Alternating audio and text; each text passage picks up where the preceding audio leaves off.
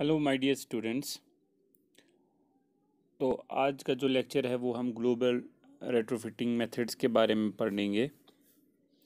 जैसे कि हमने पिछले मेथड्स जाने थे, वो हमने जो था वो सारा लोकल रेट्रोफिटिंग मेथड्स था, जिसमें जैकेटिंग्स का यूज़ होता था या प्लास्टिक या पॉलीमर्स के यूज़ हमने देखा उसमें, या कभी हमने देखा कि प्रेस्टसिंग भी करते हैं और इसी तरह से हम रिप्लेस भी करते हैं कोई डैमेज्ड अगर हमारे पास स्टील हो, उस तरह से हमें रेट्रोफिटिंग। तो अब हम बात करते हैं ग्लोबल रेट्रोफिटिंग मेथड की। ग्लोबल रेट्रोफिटिंग मेथड जो है वो ओवरऑल अगर देखा जाए तो इंक्रीज़ उससे हो जाती है सिस्मिक रेजिस्टेंस, जो कि हमारे स्ट्रक्चर के लिए बहुत ही ज़्यादा इम्पॉर्टेंट है। पर इसमें क्या है कि ये बहुत ज़्यादा कॉस्टली मेथड है एज़ कम्पेयर टू देखा जाए लोकल मेथड से। ये बहुत ज़्यादा कॉस्टली है और इसकी वजह से जो है चेंज भी हमारे डिज़ाइन में आ सकता है, हमारी स्ट्रक्चर में, या हम कह सकते हैं ज्योमेट्री जो हमारी बनी होगी उस जो स्ट्रक्चर की, उसमें चेंज आ सकते हैं। तो कुछ जो कॉमन मेथड्स हैं जो हम डिस्कस करेंगे, उनमें से नंबर 1 हम मेथड जो पढ़ेंगे वो है हमारा, अगर हम उसमें ऐड करेंगे शेयर वॉल्स को, या इनफिल वॉल्स होते हैं हमारे, उनको भी ऐड करेंगे, या ब्रेसिंग से भी हम रेट्रोफिटिंग कर सकते हैं। तो पहला मेथड हम adding share wall, infill walls या ब्रेसिंग। तो सबसे पहले हम बात करते हैं शेयर वॉल्स की। शेयर वॉल्स वहाँ पे हम यूज़ करते हैं जहाँ पे हमें ऑब्वियसली इंक्रीज़ हो गया होगा लेटरल स्ट्रेंथ जो होती है हमारी आरसी बिल्डिंग की। तो हमें वहाँ पे इंक्रीज़ जहाँ पे लेटरल स्ट्रेंथ करनी है हमारी बिल्डिंग की, तो वहाँ हम मोस्टली यूज़ करते हैं। तो इसमें क्या है, इससे जो एडिशनल हमें शेयर जो हम नया वॉल वहाँ पे डाल रहे हैं, तो वो बेस्ट है और सिंपल मेथड है हमारे जो सिस्मिक परफॉर्मेंस जो बिल्डिंग है उसको इम्प्रूव करने के लिए। तो जो नया शेयर वॉल है वो हम वहाँ वहाँ पे कोशिश करेंगे प्लेस करने की जहाँ पे हमारे पास सिमेट्रिकली मैनर हो। जैसे कि आप इस फिगर में देख रहे हैं कि यहाँ पे हमारे पास फॉर एग्जांपल हमने ये फ्रेम स्ट्रक्चर बनाया हुआ है। अब हमारे पास वो जो है वॉल्स फिल करने हैं, तो हम इसमें आरसी शेयर वॉल्स प्रोवाइड करते हैं। ये बेसिकली मैंने आपको आरसी शेयर वॉल्स के बारे में पहले भी पढ़ाया हुआ था, जिसमें बेसिकली हमें अच्छे से जो रेनफोर्स होती है, रेनफोर्स किया गया होता है। इवन हम कह सकते हैं कि कॉन्क्रीटेड भी हमारे पास ये वॉल हो सकता है। तो हम इसकी यहाँ से भी, जैसे कि हमने ये वॉल यहाँ से प्रोवाइड किया, इसी तरह से हमें दूसरे साइड से भी ये सिमेट्रिकली वॉल प्रोवाइड करना पड़ेगा। जैसे कि हमने यहाँ पे या इस वाले साइड से ये वॉल प्रोवाइड किया, तो इसी तरह से इस वाले साइड से भी हम वॉल प्रोवाइड करेंगे। तो अब हम यहाँ पे ये देख सकते हैं जो स्केमेटिकली जो डायग्राम यहाँ पे बनी है हमारी, जो प्लेस किए गए हैं शेयर वॉल। जैसे अगर आप यहाँ देख रहे हैं थिक थिक लाइन जैसी है, तो ये रिप्रेजेंट कर रही है हमारी आरसी शेयर वॉल्स। आप देखो, अगर आरसी शेयर वॉल यहाँ पे है, इसी के अपोजिट हमने उसके अपोजिट यहाँ पे आरसी शेयर वॉल डाला हुआ है। ठीक है जी। तो इसी तरह से अगर हमारा आरसी वॉल इस साइड से है, तो इसी तरह से इसके अपोजिट ये से यहाँ पे आरसी वॉल्स हमने डाली हुई। जैसे यहाँ पे यहाँ एक, वहाँ एक, इसी तरह से यहाँ एक, वही वही यहाँ पे हमने रिप्रेजेंट किया। यहाँ से वॉल, यहाँ से वॉल, यहाँ से आरसी शेयर वॉल, और यहाँ से भी आरसी शेयर वॉल। तो ये वहाँ पे हम यूज़ करते हैं जहाँ पे हमें इंक्रीज़ करने हो लेटरल स्ट्रेंथ, क्योंकि हमारे अगर सिस्मिक फोर्सेस आ रहे हैं लेटरली बहुत ज़्यादा आ रहे हैं, तो हम इन चीज़ों से जो है, जैसे कि हम शेयर वॉल्स ऐड कर रहे हैं, तो उस चीज़ से हमारा जो है सिस्मिक फोर्स जो है हमारा ज़्यादा असर नहीं कर पाएगा, क्योंकि वो सारा फोर्स जो है वो वॉल्स भी ले लेंगे और धीरे धीरे ट्रांसफ़र होता होता जाएगा नीचे फाउंडेशन के अंदर। तो नेक्स्ट जो हम बात करेंगे वो है इनफिल वॉल्स की। तो इनफिल वॉल्स भी जो है वो हमारा जो फ्रेम स्ट्रक्चर होता है वहाँ पे अब हमें, तो जो वहाँ पे फ्रेम्स हैं वो खाली पड़े हैं, तो वो हमें ऐसे प्लेस करेंगे कि उनमें हम कह सकते हैं कि या तो प्रॉपरली एंकरेज भी करें, हम ब्रिक वर्क का काम कर सकते हैं। यहाँ पे देखो, ये इनफिल वॉल जो है फिल किया गया हुआ है ब्रिक से। ठीक है। तो ऐसा हो सकता है कि ये कभी कभार हम ब्रिक जो है रेनफोर्समेंट भी हो सकती है हमारी, या इवन हम अगर प्रॉपर एंकरेज इनके बीच में करेंगे, जो हमारा फ्रेम वर्क है और जो ये ब्रिक वर्क हो रहा है उनके बीच में बहुत अच्छी प्रॉपर एंकरेज करेंगे। ये एक बहुत अच्छी रेट्रोफिटिंग टेक्निक है जो इम्प्रूव करती है हमारी स्ट्रेंथ ऑफ ए बिल्डिंग। तो ये एक और मेथड था जिसकी वजह से हम बिल्डिंग्स को अपना स्ट्रेंथ दे सकते हैं। और जो तीसरा मेथड है हमारा, इसी में जो तीसरा ये है वो है हमारा ब्रेसिंग। तो हम क्या करते हैं, हम स्टील ब्रेसेस प्रोवाइड करते हैं हमारी बिल्डिंग्स में। तो यहाँ पे आप देखिए, जैसे कि हमने कोई पहला फ्रेम्ड स्ट्रक्चर बनाया हुआ है, तो उसमें हम क्या कर रहे हैं, स्टील फ्रेम्स जो है, स्टील ब्रेसेस जो है वो वहाँ पे लगा रहे हैं। यहाँ पे देखिए, इस कॉलम में हम इसमें भी लगा सकते हैं, इसमें भी, तो इसमें भी हम लगा सकते हैं। तो ये दिखा रहे हैं कि हम कैसे स्टील ब्रेसिंग करते हैं। तो इसमें क्या होता है, इसमें भी इंक्रीज जो होती है, स्ट्रेंथ भी इंक्रीज होती है और स्टिफनेस भी हमारी बिल्डिंग की इंक्रीज होती है। ठीक है। तो बेसिकली जो स्टील ब्रेसेस हम यूज़ करते हैं, ये हम बोथ अगर देखा जाए लेटरल और लॉन्गिट्यूडनल स्टेबिलिटी के लिए हम यूज़ करते हैं, ताकि हमारे बोथ लेटरल स्टेबिलिटी भी हो जाए और लॉन्गिट्यूडनल भी ये हमारा स्ट्रक्चर जो है सेफ हो जाए। तो बेसिकली ब्रेसेस पे जो ट्रांसफ़र होता है सारा स्ट्रेस ऑफ लोड जो होता है वो सारा हम ब्रेसेस भी ले लेते हैं, और फिर वो अक्रॉस द वॉल्स जो है हमारे brace to brace, for example यहाँ पे ये वाला, यहाँ पे लोड आ गया तो सारे इस पोर्शन पे नहीं, तो ये ब्रेस टू ब्रेस आ रहा है, ये ब्रेस हो रहा है, फिर दूसरे ब्रेस पे। इसी तरह से हमारा ब्रेस जो है ब्रेस टू ब्रेस ट्रांसफ़र करता है स्ट्रेसेस को, जो हमारा लोड अक्रॉस द वॉल आ रहा है फ्रॉम ब्रेस टू ब्रेस। तो ये चीज़ भी हम कर सकते हैं। हमारा ये एक बहुत ही कन्वीनियंट और अच्छा मेथड है हमारा। तो इसी तरह से हमारे स्ट्रक्चर्स अगर देखा जाए, हमारे बिल्डिंग्स के अलावा हमारे जो ब्रिजेस भी होते हैं, तो वहाँ पे भी हम स्टील ब्रेसिंग करते हैं, जिसकी वजह से वो लॉन्गिट्यूडनल फोर्सेस या हमारे पास वो लेटरल फोर्सेस आ रहे हैं, तो वो भी हमारा सीधे कहाँ पे चला जाता है, फाउंडेशन पे। तो अब जो बात करते हैं वो हम कर रहे हैं अब नॉन कन्वेंशनल मेथड्स की। ठीक है। तो नॉन कन्वेंशनल मेथड तो देखेंगे तो मोस्टली जो यूज़फुल दो मेथड्स हैं हमारे लिए, एक तो है सिस्मिक बेस आइसोलेशन मेथड, दूसरा है सिस्मिक डैम्पर्स। तो ये दो चीज़ें हैं। तो पहला अगर हम देखेंगे तो ये कन्वीनियंट है, ठीक है, पर ये बहुत ही दोनों मेथड जो है वो कॉस्टली होते हैं। तो पर इनकी वजह से जो है हमारी जो स्ट्रक्चर है उसमें इंक्रीज़ हो जाती है सिस्मिक रेजिस्टेंस। जो भी हमारा आरसीसी बिल्डिंग होता है तो उसका सिस्मिक रेजिस्टेंस इंक्रीज़ हो जाता है इस चीज़ से। तो मेनली क्या करते हैं इसमें हम एक समझो बियरिंग जैसी सपोर्ट डाल देते हैं हमारे, जिनको हम जैसे कि आइसोलेटर्स भी कह सकते हैं। तो ये हम नीचे ग्राउंड और ग्राउंड के पास डाल देते हैं। हम आप ऐसा भी कह सकते हैं जो हमारी बिल्डिंग और फाउंडेशन है उन दोनों के बीच में डाल देते हैं। ठीक है। जिसकी वजह से जो भी अर्थक्वेक आएगा तो हमारा ग्राउंड जब शेक हो जाएगा तो ब्रेसिंग जो है वो फ्रीली मूव हो जाएगी और हमारा जो बिल्डिंग पे असर नहीं हो सकता। ठीक है। अब बात करते हैं सिस्मिक डैम्पर्स की। सिस्मिक डैम्पर्स भी एक कन्वीनियंट नॉन कन्वीनियंट कन्वेंशनल हम कह सकते हैं, नॉन कन्वेंशनल मेथड है, जो कॉस्टली बेसिकली बहुत ज़्यादा होता है। पर इससे क्या होता है, कंट्रोल हो सकते हैं हमारे जो है सिस्मिक डैमेज जो बिल्डिंग का है वो कंट्रोल हो सकता है। ठीक है। और हमारी seismic performance of A building improve भी हो सकती है। तो इस मेथड में क्या करते हैं, हम सिस्मिक जो डैम्पर्स होते हैं उनको इंस्टॉल करते हैं बिल्डिंग को अप्रोप्रिएट प्लेसेस पे। ठीक है।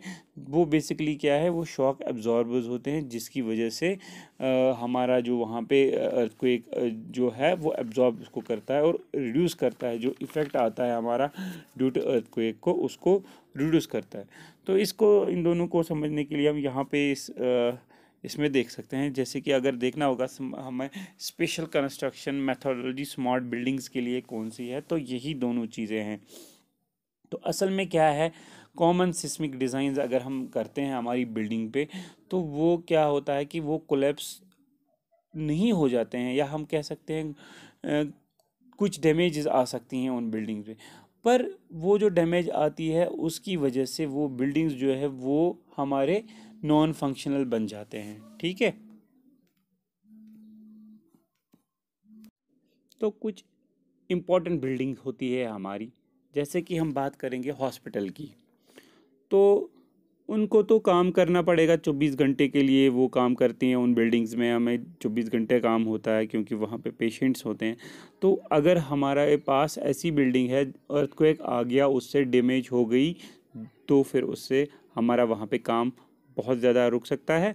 तो वो एक इम्पॉर्टेंट बिल्डिंग की कैटेगरी में बिलोंग करती है। तो ऐसी बिल्डिंग्स जो है उनमें थोड़ा सा भी डैमेज होने से प्रॉब्लम आ सकती है। तो उनके लिए, ऐसी बिल्डिंग्स के लिए हमने स्पेशल टेक्निक्स यूज़ करते हैं डिज़ाइन करने के लिए, जो आजकल चल रहा है। तो वो प्रैक्टिकली देखेंगे तो वो अनडैमेज्ड रहती है। इवन अगर देखा हमने ये भी देखा कि सीवियर अर्थक्वेक आ भी गया तब भी वो बिल्डिंग्स जो है अनडैमेज रह सकती हैं। तो उसका जो कॉस्ट है पर उस टेक्निक्स को उसको इस्तेमाल करने के लिए जो वो कॉस्ट लगेगा वो बिल्डिंग्स को बहुत ही ज़्यादा कॉस्टली आ जाएगा एज़ कम्पेयर टू देखा जाए जो नॉर्मल बिल्डिंग को हम बनाने के काम आता है उसमें, पर उसमें कॉस्ट ज़्यादा आ जाता है। पर हम कॉस्ट को जस्टिफाई कर सकते हैं, ऐसी बिल्डिंग्स को हम कॉस्ट के लिए हिसाब से जस्टिफाई कर सकते हैं, क्योंकि उसका यूज़ देखेंगे कि वो कितना यूज़फुल बिल्डिंग है। ठीक है, तो उसके लिए जो है हम दो बेसिक मेथड्स यूज़ करते हैं उन बिल्डिंग्स को प्रोटेक्ट करने के लिए, ताकि वो डैमेज से बच जाए अर्थक्वेक जो आ सकता है उस पर। तो मैंने पहले भी बताया वो एक बेस आइसोलेशन डिवाइस है और सिस्मिक डैम्पर्स है। तो सबसे पहले बात करेंगे हम बेस आइसोलेशन डिवाइसेस की। तो इस कॉन्सेप्ट में क्या है, जो बिल्डिंग है उसको हम प्रोटेक्ट करते हैं किससे, डैमेजिंग इफेक्ट से, जो कि कौन सी चीज़ इफेक्ट है, अर्थक्वेक। उसमें हम कुछ इंट्रोड्यूस करते हैं, जैसे कि हम कहेंगे सम टाइप ऑफ सपोर्ट करते हैं। जैसे कि हमारे पास आइसोलेटर्स होते हैं, तो वो क्या काम करते हैं, वो शेकिंग ऑफ ग्राउंड जो है उसको वहाँ पे एब्जॉर्ब कर सकते हैं या रोक सकते हैं कुछ किसी हद तक उस बिल्डिंग पे आने से। तो अगर देखा जाए आइसोलेशन सिस्टम जो है वो बेसिकली हमने देखा है कि वो बियरिंग्स का बना हुआ है। वो बियरिंग्स को हम इंट्रोड्यूस करते हैं बिल्डिंग्स और फाउंडेशन के बीच में। ठीक है, हम बियरिंग को वहाँ पे डालते हैं। तो फिर उससे क्या होता है, जब भी ग्राउंड को अर्थक्वेक आ गया तो ग्राउंड शेक करना स्टार्ट हो गया, तो जो वहाँ पे आइसोलेशन बियरिंग्स वहाँ पे हमने जो डाली है वो फ्रीली मूव हो जाएंगी, मगर हमारी बिल्डिंग जो है वो मूव नहीं हो जाएगी। तो इसका मतलब क्या है, फोर्स जो है वो ट्रांसफ़र बिल्डिंग पे डायरेक्ट नहीं हुआ, क्योंकि वो जो शेकिंग ऑफ ग्राउंड हो गई वो हमारा सारा किसने एब्जॉर्ब कर लिया, जो हमने वहाँ पे आइसोलेटर्स डाले हुए थे। ठीक है, तो बिल्डिंग को कोई भी एक्सपीरियंस अर्थक्वेक का नहीं हुआ। तो ये हम एक्सप्लेन करेंगे एक फिगर में। यहाँ पे देखो, ये जो फिगर बनी है, यहाँ पे ये वाली फिगर अगर पहले देखेंगे तो ये फिक्स्ड बेस्ड बिल्डिंग है। इसमें क्या है, फिक्स्ड है, फाउंडेशन बनाई है, सीधे फिक्स्ड हमारे कॉलम्स है, फ्रेम्ड स्ट्रक्चर है, तो ऐसे भी हमारी बिल्डिंग बनी हुई है। पर इसमें क्या है कि इसमें जो हमने आइसोलेटेड बिल्डिंग है ये बेसिकली, इसमें क्या है, इसमें आइसोलेटेड बेयरिंग्स डाली हुई हैं, जो यहाँ पे इन द फॉर्म ऑफ, जैसे कि हमने बोला भी है कि वो सिलेंड्रिकल शेप में होती हैं मोस्टली, तो उनको ही हमने यहाँ पे सिलेंड्रिकल बियरिंग्स डाली हैं। तो मोस्ट कॉमनली जो है हम बेस आइसोलेटर्स या हम कह सकते हैं शॉर्ट सिलेंड्रिकल बियरिंग्स होती हैं, तो विद अल्टरनेटिंग लेयर उसमें हम स्टील प्लेट्स के भी यूज़ करते हैं। ठीक है, या हम स्टील प्लेट्स के वहाँ पे यूज़ करेंगे, या हमारे पास हार्ड रबर पैड्स होते हैं, तो वो हम डालते हैं किनके बिटवीन, हम डालते हैं एक तो बिल्डिंग के, दूसरा जो हमारी फाउंडेशन है, उन दोनों के बीच में हम ये हार्ड रबर पैड या हम कह सकते हैं स्टील प्लेट्स डालते हैं। ठीक है, तो फिर उसके बाद जो बेस ऑफ द बिल्डिंग और जो फाउंडेशन होती है वो बिल्कुल वहाँ पे हमें मतलब एक सिस्मिक प्रूफ बिल्डिंग बन जाती है बेसिकली, क्योंकि हमने उस तरह से वहाँ पे ये चीज़ें जो कॉस्टली हमें हो गई, जो बेस आइसोलेशन फाउंडेशन हमने वहाँ पे पहले प्रोवाइड की। ठीक है, तो ये वाला जो सिस्टम है इसकी वजह से जो हमारी बिल्डिंग है वो फ्लेक्सिबल हो जाती है और एब्जॉर्ब करती है पूरी एनर्जी। ठीक है, तो जिसकी वजह से हमारी बिल्डिंग जो है वो सिस्मिक इफ़ेक्टिव नहीं रहती और सारा का सारा जो है रिड्यूस हो जाता है उसमें हमारा ये सिस्मिक इफ़ेक्ट। तो इसी तरह से इस बिल्डिंग में अगर देखा जाएगा तो इसमें अर्थक्वेक भी आ चुका है और ये वाली फिक्स्ड जो बेस है वो गिरना स्टार्ट हो रही है। पर इसमें क्या होता है कि इस वाली बिल्डिंग में हमने जो यहाँ पे आइसोलेटर्स जो डाले हुए थे या शॉर्ट सिलेंड्रिकल बियरिंग्स हमने डाली हुई है वो मूव हो गई।